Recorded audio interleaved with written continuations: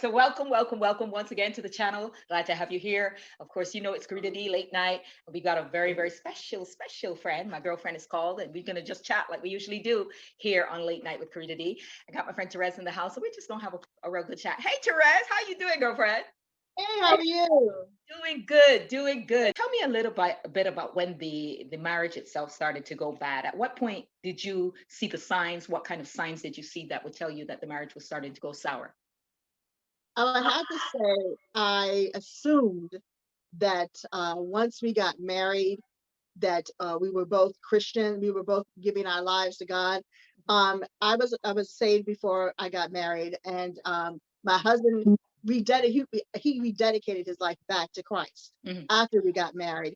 And what I did not understand back then was just because you are saying you want to live a Christian life, you go to church, you serve, that does not mean that your marriage is a Christian marriage. It takes the work, and it takes the counseling, and it takes the coming to grips with how you all are we handle each other and work together as Yeah. a team. Um, at what point do you think that your marriage started to deteriorate and go down? When I think what happened was we were always serving, Hmm. and we would go to church. But my husband back then would be the first one up. He'd get everyone. He'd go pray, then he'd get everyone else. Then he would go get himself ready. I'd get the kids ready, Hmm. and we'd come downstairs to have a little breakfast or whatever, and then go on to church. We would do one or two serve. We do both services, serve whether in our respective ministries or what have you. Hmm. Come home to Sunday dinner that I cooked. I thought that was good, and then he worked. What I think happened is that we grew apart. We were working, we were taking care of the kids, but we weren't taking time out for each other. Mm. We weren't doing like date nights or hanging out because we were between church. We engulfed ourselves in church, and so we really didn't take time out to have a outside of ministry life. So basically, you weren't having any fun. No. And I realized that something happened inside of him. Walk me through your mindset at the time when you're obviously you're going through all this, but you're hoping that it will all work out, which is Yeah, what we always think. It's going to work out. yeah. We just trying to hustle, do what we got to do to get through. You know what I'm saying? And at what point did you realize that it had suddenly turned for the worse? When he had met a young woman, and the young woman he met, I did not know about the relationship. There were other women he was in relationships with at the church that I did not know about.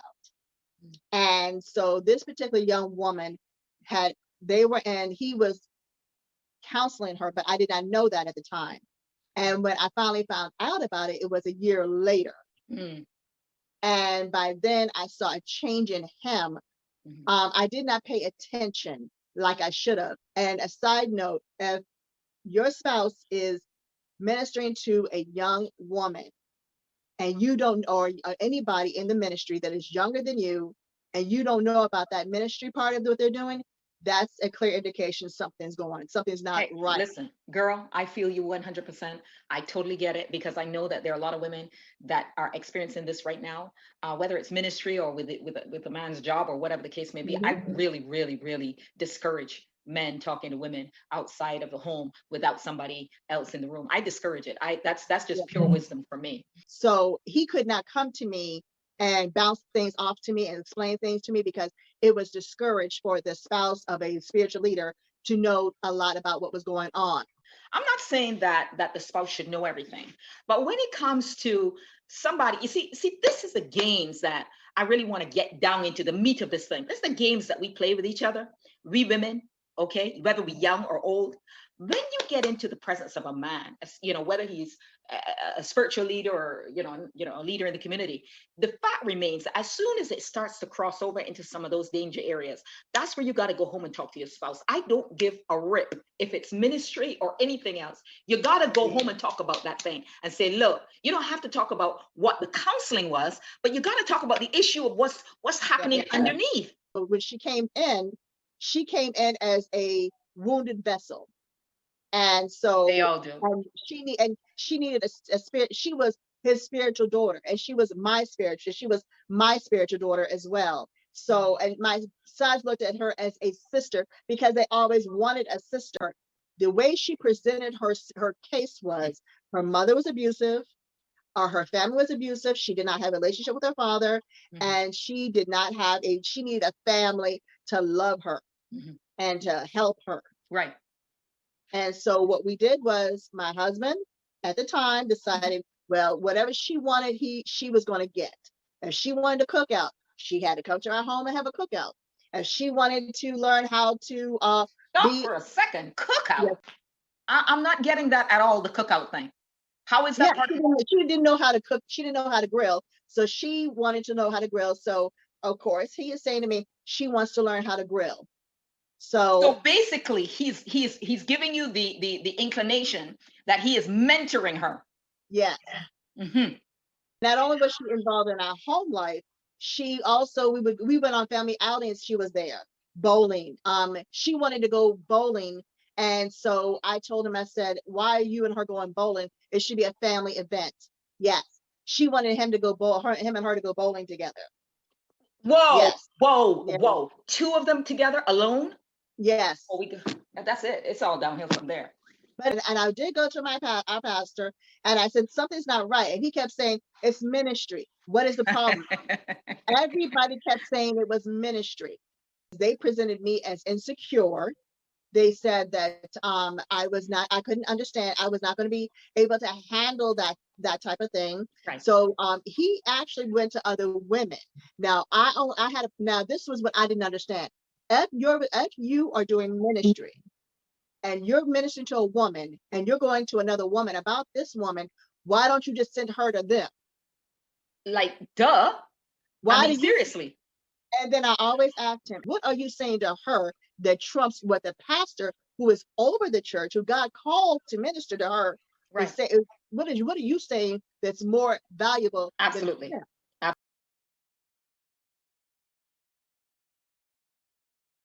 And women have an intuition. If you have an intuition about something, even God, that's God's way of telling you, don't do it. But that's right.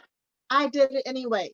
So when I heard that was God who told me, do not trust this woman. She will ruin your family. She is not to be trusted. And I did, and you know what? I allowed it because it was ministry.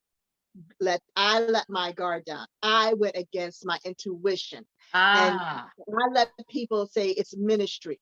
And I had a lot of people getting on me. I had a lot of people. And they weren't just people. They were spiritual leaders. They were elders. She needs help. Why are you doing this to her?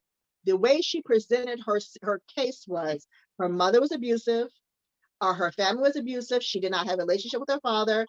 And she needed a family to love her and to help her. Right.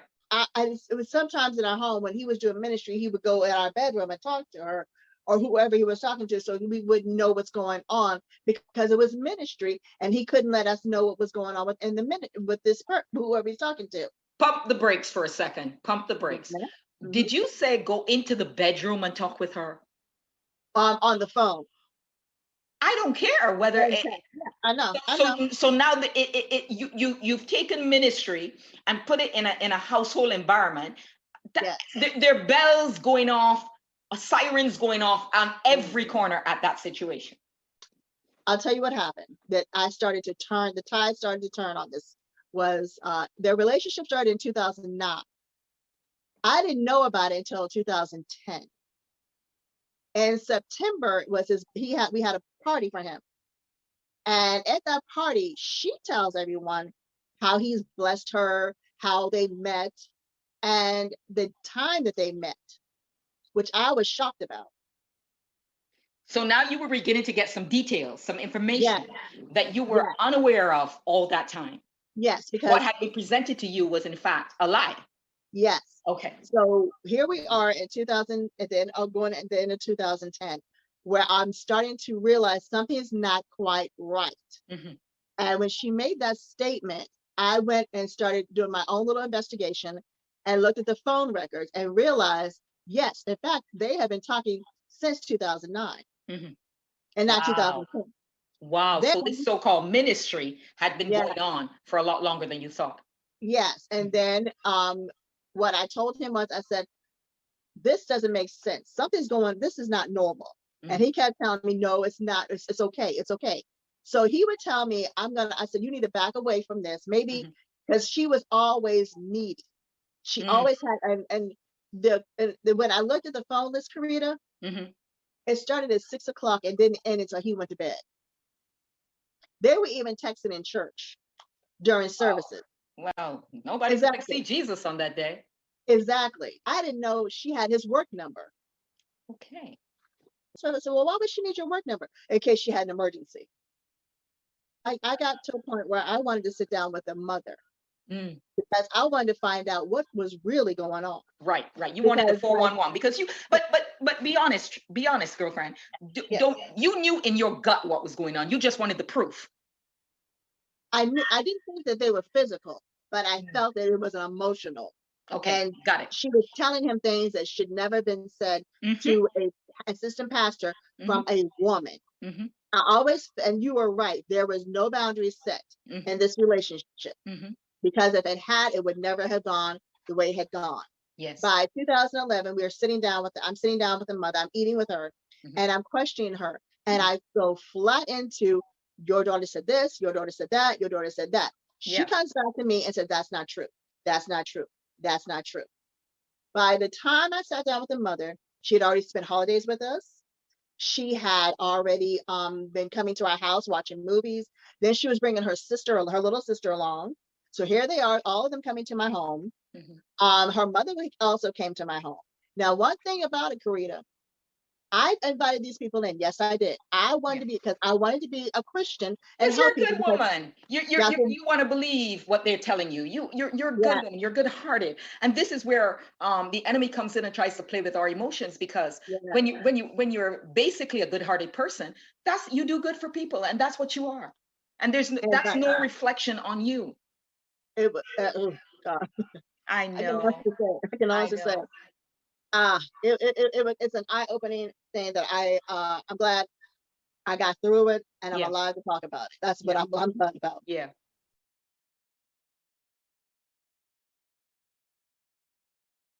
What she did was she blamed her mother Of course. and her father for abandoning her and Mm-hmm. leaving her to be raised by another family member. Mm. She said that that's the reason why she was skipping classes. She barely graduated high school. That was the reason why she started experimenting sexually with other sexes, with her same sex. Same sense. This is why she did what she did, because they didn't love her. Now, So she's throwing the guilt back on yes, them to yes, justify what she's doing at this point.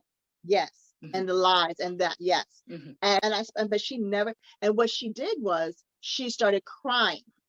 And No, when she started crying, we do that. and my husband said, "What's wrong?" And he took her side on it and said, "Okay." Well, and she's like, "Well, my mom is," and she said, "Everyone's jumping and ganging up on me." The They're whole not hero ganging up on syndrome. you. Yes. I'm telling you. And as soon as that happened, Karita, I tell you this, I Mm, thought we were done with her. mm. I thought we were done with No, this. I knew we that were. kind of behavior doesn't end that quickly, unfortunately. No, I thought Yeah. by him seeing what Mm-mm. she did not deny anything. No. She did not deny anything. Mm-hmm. She just cried her way through it. Mm-hmm. Karita, guess what? Mm-hmm. So then my then husband says, um, he is going to go talk to our pastor. Mm-hmm. So he says, the pastor told me from now on, I'm to counsel them and them by without you around.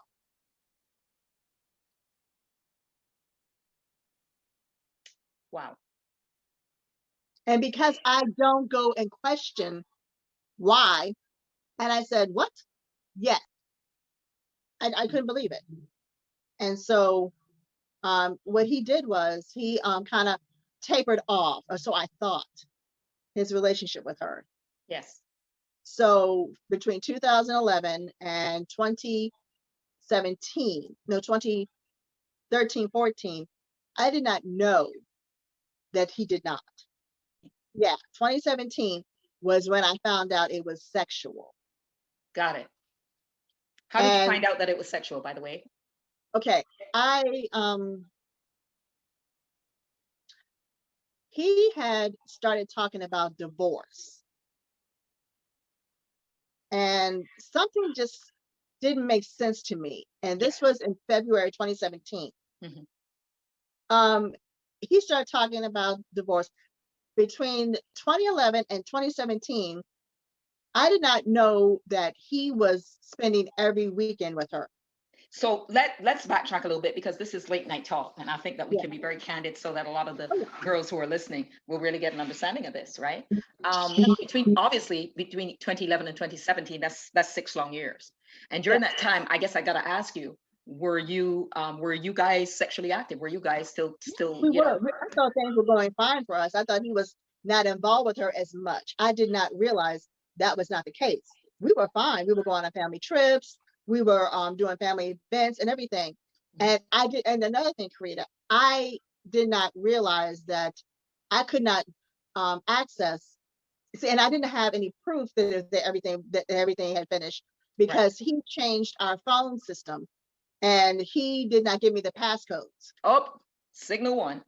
Yes, That's and right. I didn't see nothing. I didn't see nothing. I did not think anything of it Mhm. because he wanted another. He wanted That's it. another phone, a phone carrier. So he got Yes. rid of the old one where Mhm. I had access, and then he Yeah. got a new one that Of I did not course. have access. Of course. Yeah. Yeah. That's a given. That's a big red flag that a lot of people use, is that they either change the phone carrier Yeah. or they change the password on the internet and things like that. All of that is proof that something is not on the up and up.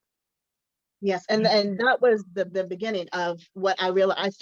I should have saw these signs back then, but I just saw it as okay. So we're going to get better phone systems and stuff like that.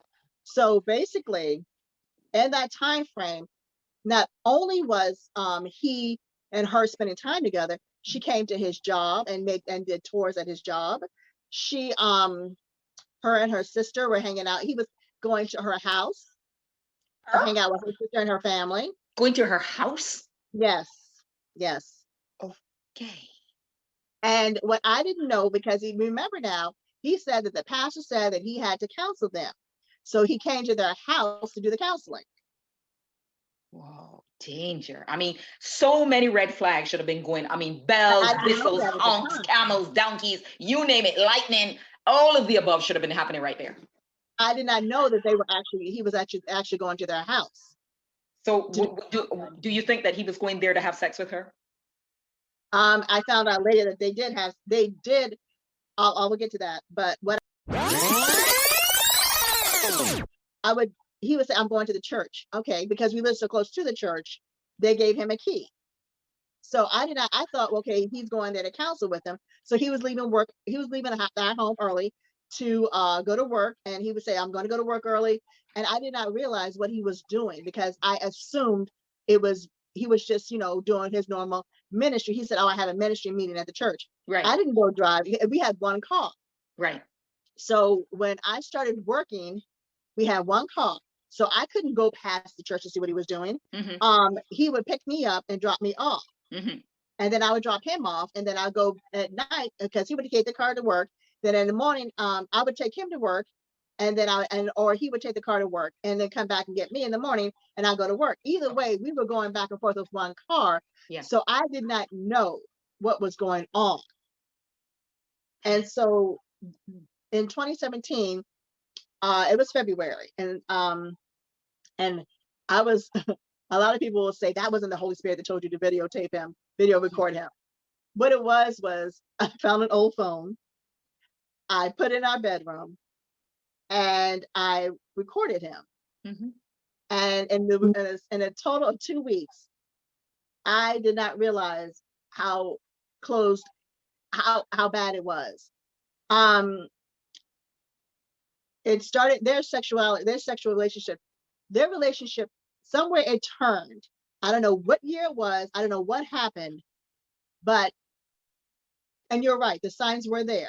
Hmm. And he would go out of town on certain days. And I would find out when he was out of town, she wasn't in church. And it didn't dawn on me that he was out of town with her. In 2015, he says to me, I'm going to go out of town because I need a sabbatical because he kept hearing, I need a spiritual sabbatical. So he went out of town twice in 2015. She went with him. He wanted to go to Savannah. Wow. She went with him. She worked at a hotel, so she got their hotels and everything. So in this 2 week span, I found out about their out of town trips, their sexual relationship, him going to her house every night before he go to work, him, the mother saying that he is welcome in her house anytime he wanted to come in. The mother knew that he was coming to the house. The mother knew also that in fact, he was there when she was home. Their relationship was full steam ahead. I did not know what he was doing because he was so careful about how he portrayed it. Yes. And what started happening was members of the church started questioning their relationship because they were always seeing them together, but they weren't seeing he and I together. Wow. In a lot of situations like this, we've got, whether it's in the church or in business, people are going to observe that there's something not quite right about it, but yet they never say. In your situation, they did say something. What they did was one person came to me and said to me, it was a month before I found out. Mm-hmm. It's a month to the date before I found out. Mm-hmm. When that person went to them, they asked them both, what type of relationship is this? They both told that member that it was spiritual. Whoa. The member did not believe the member, it just didn't resonate in that member's mind. So when that member reached out to me, they left the church and they reached out to me because they heard on the street what I found out. Right. And when that member reached out to me, they said, I went to them and I asked them, and they both told me it was ministry. And he told that ex-member told the young lady this: it's better for you to let a pebble roll around your feet than a boulder hit you in your head. Wow. That's good. It's better for you to let that relationship go. That's good. That sounds like wisdom to me. Before it hurts you. Yes.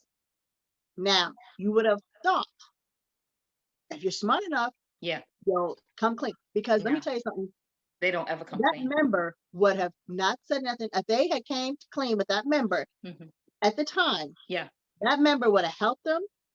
That member would have counseled them. That member would have got everything straightened out, and we would have all been fine. Yeah, I get it. But you know what? I'm sure in hindsight, now that you realize through wisdom that it never ends that way. No. Once you dabble in stuff like that, it is not going to end well. And you're right. When I found out, I did not say anything to him for 2 weeks. I knew for those 2 weeks. Yeah. Because in our ministry, you have to have proof. Correct. And you just can't accuse a man. Correct. Absolutely. People. So I called the pastor and I told him what I knew. He did not lie. He did not say to me, I explained what I did and how I found out. Right. Now, before I spoke to him, I did call the young lady. And I called her and I said, I know what you're doing with my husband. Right. And she said, what are you talking about? And the first thing she didn't say, no, I'm not. The only thing she said is, you need to talk to your husband. Oh, the proverbial words since the beginning of time. I said, I know what you've done. I knew you were with him this past weekend. This past Saturday. Why are you doing this? I've done nothing to you. I have been nothing but kind to you. I served you and your mother and your sister. I have invited you in my home. I treated you like a daughter. Why did you do this to me? You need to talk to your husband. I said, let me tell you something right now. I said, you are no longer invited nowhere near me or my family. Stay away from my husband. Absolutely. Stay away from my children. Stay away from all of us. You know what she said to me? What? I'm not going to do nothing. I'll do what I want to do. And you're not woman enough to keep your husband. That's your problem. And I will talk to your sons if I want to. And I explained to her again, don't push your luck with me. And I hung up on her. She and I never talked since then. That day that I confronted her, I didn't say anything to him. When I told our pastor what happened, I have the recording where my then husband is actually talking to the pastor. Karita, the conversation wasn't him being chastised.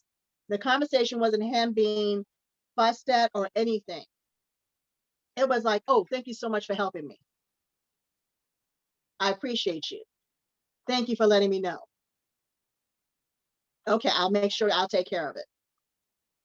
There was no him being scared or him saying, no, sir, I'm sorry, sir, I won't do it again, sir. No, it was none of that. Let me ask you a question before you go on. This is an incredibly delicate area, Yeah. especially when it comes to a spiritual leader and their handling of a situation that involves adultery. At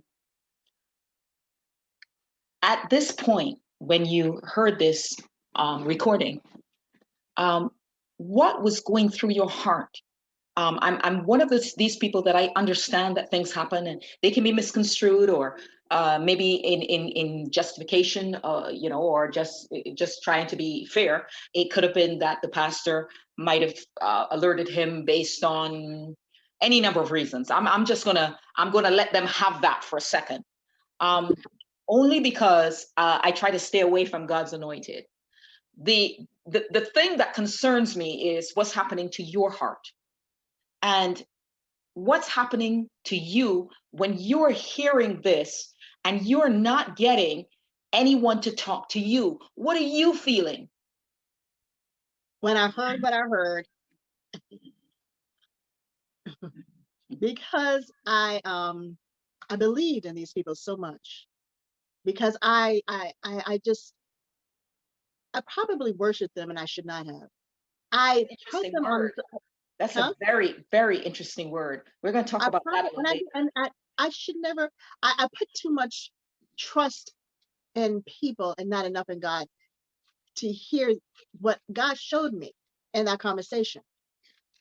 And basically, it was that it sounded like he really was just telling my husband, "Don't say nothing in the bed. Don't say nothing no more. She's recording you." Did you feel betrayed?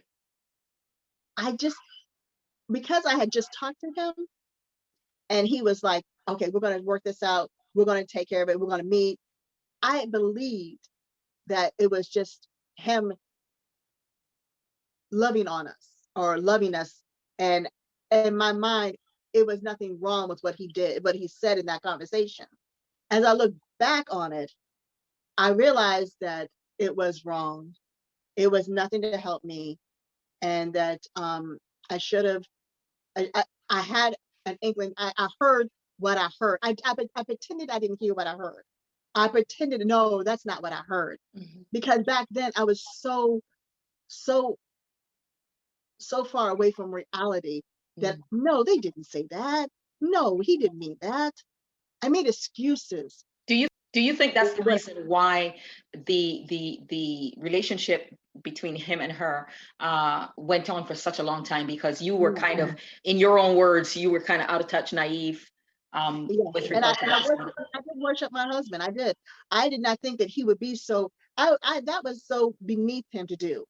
He would never do that because that was not him. I put him on a pedestal. But in all fairness, it was him. Because he did do it. It was just the pedestal part that you had. The part that you put on the pedestal is your perception of him is that he would not do that. But in actuality, it was him. Yeah, and what I did not realize was, and then like I said, and my naive part was, why would he do that to her? He knew her situation. He knew she was hurt and she was sensitive and she needed help. Why would he denounce her like that? Why would she do something like that? Why would she come in my home, eat my food, say she loved me and my children, made my children love her, have my children love on her, and call her sister, only for her to do that? Why? Who would be so evil and cruel? That's a question I think that's going to go down through the ages, that we can't ever during a time like this reason it out, that where our mind and our heart will connect to get an understanding of something that appears so deviant and so sinister, has become so personal that we can never get our hearts and our minds to connect in a situation like this. But I really do believe that once the heart has healed, as you're going through your own healing right now, I believe once the heart has healed and is going through the healing process, I believe that God speaks to the mind as well, and helps us to understand why people are the way they are, and also for us to understand that their decisions are no reflection on you. And You are yes, still the good, wholesome, kind, amazing woman that you've always been. so many times we hide what we think nobody else wants, or no one else may want to hear, only because we are either ashamed, or we don't know if that person can be trusted, or if our business is going to be put out in the street, and or will we be judged? Should we Yes. stay in the relationship despite what we already know what's going on? So it's a lot of variables to this particular situation. Right. And I do believe that no matter what happens, there has to be a place where you will be okay with whatever you decide to do when you decide to do it. Yeah,